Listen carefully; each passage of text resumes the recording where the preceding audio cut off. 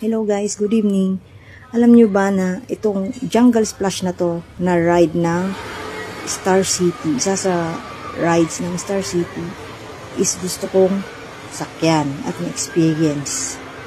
Kaya nga lang guys, nung time na gusto ko ng sakyan, hilo na ako nun guys. Bakit ka mo? Kasi, yung pinaka first na ride ko is that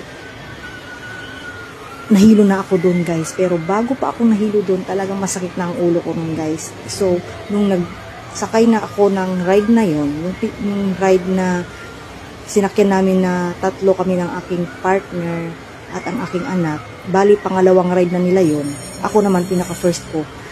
Bago pa yon na first ride ko, is that masakit na talaga ang ulo ko guys, kasi akalain nyo ba naman guys, madaling araw kami nagbiyahe.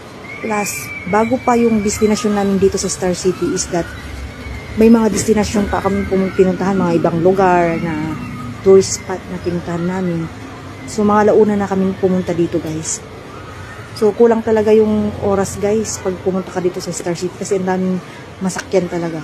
At, syempre, kailangan mo rin yung time na magpahinga after ng isang ride kasi talaga nakakahilo guys. So, sa ride na yun guys, talagang nahilo ako. Tapos, mas lalo pag sumakit ang ulo ko guys. Pati yung anak ko, akalain mo yun guys, nakaya niya yung ride na yun guys. Ipopost ko later guys. Sa next na video ko pag may time guys na may edit ko guys ha. So yun lamang guys. Salamat sa mga nanood.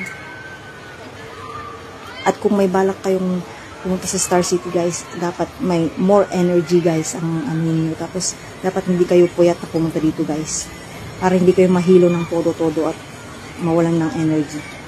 At masakyan nyo lahat at malibot nyo lahat ng Star City guys. Kasi ang daming mapasyalan dito guys. Para masulit nyo yung vibe nyo. So, yun naman guys. Salamat sa mga nanood. Bye and God bless. Sana nag-enjoy kayo. Paki-follow nyo ako.